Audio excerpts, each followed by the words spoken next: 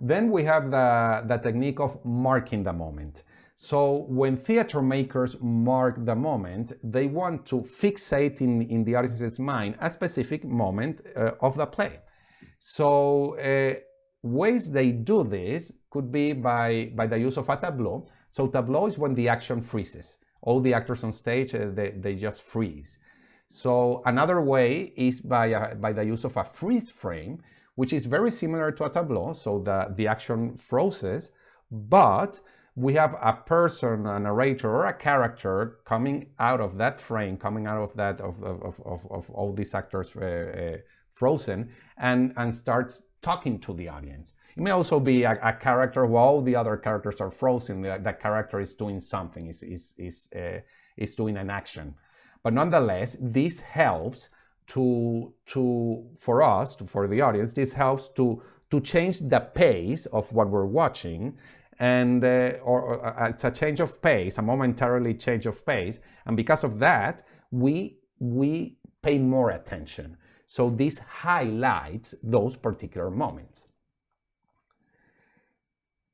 Another theatrical convention is what it's called a cross-cutting or a split scene. So this is when we have two different actions happening on stage at the same time, or almost at the same time. Just to give you an example, imagine this is a stage and it's all black, and suddenly we have a spotlight on one side, and we see a girl. We see a girl getting ready, getting dressed and getting ready to go for an interview, and she has her interview and she doesn't nail the job. Then imagine that another spotlight suddenly goes on, and we see the same girl, the same actress, disguising herself as a man and doing the same action as before. So she's going to an interview, to a job interview, and actually this time she does nail the job. So what does this say about this situation, this event? So as you can see, using a split scene it's a very good idea to contrast or compare elements directly. It can also convey different locations or times. You know, something happens here, it could be a flashback, and there could be the person could be here, and this could be a flash forward. So it has many uses. But for me, it is very powerful, and it does display the power of the theater because it helps us compare. So it helps us to see two potential situations and the outcome of two potential situations almost at the same time, so directly embedded to us. Then we have what it's called multi-role. So multi-role, we've all, if you go to a theater a lot, most probably you've seen that one actor plays different roles. And yes, sometimes this may be so because the company doesn't have enough actors, or the roles are really small, so they use one actor for 2 or 3 roles. But one of the key things about using multi-role is that it creates a breaking effect. So with this I mean it alienates the audience a bit from the fantasy, from the reality of the play. So it does help to remind the audience that this is just a play and these are just actors. Then we have what is called a split role. So a split role is when 2 or more actors, they play the same character in the same show, the same night. And this allows for the audience to appreciate different sides of such a character. So I'm thinking here about Macbeth.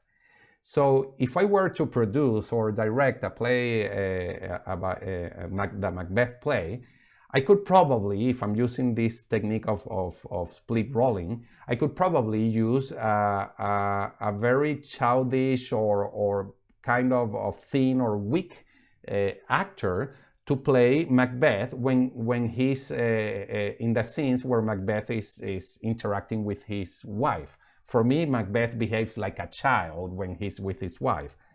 But then I could use a very strong, very tall, very wide actor, very wide person to display Macbeth the warrior or Macbeth the murderer. So here it will allow the audience to appreciate both sides of Macbeth, but also it will create the alienation effect of detaching ourselves and as an audience and understanding that what we're seeing is a play and it's conveying a particular message. Finally, we have the theatrical convention of the performance style. So we have basically two. We have the representational style, which is very common in naturalistic or realistic plays. So here, the actors, the characters, they don't notice the audience. And with the audience, we feel that we're peeking through a fourth wall, you know, that imaginary wall between the actors, the characters, and us. We're peeking through that fourth wall. We're peeking into the world of a play, and we're peeking into what's happening. Then we have the presentational style. Here, the actors acknowledge the audience. So this is when the actor suddenly starts speaking to the audience. So this is very common in in the Elizabethan period in Shakespeare plays. So Shakespeare uses soliloquies and asides. So basically he breaks the fourth wall and he integrates the audience somehow. So he notices, he's aware, the actors are aware of the audience. And using a presentational style, which is evidently non-realistic, it does help to give the world of the play a different sensation. It feels like a different reality from the real world, from ours.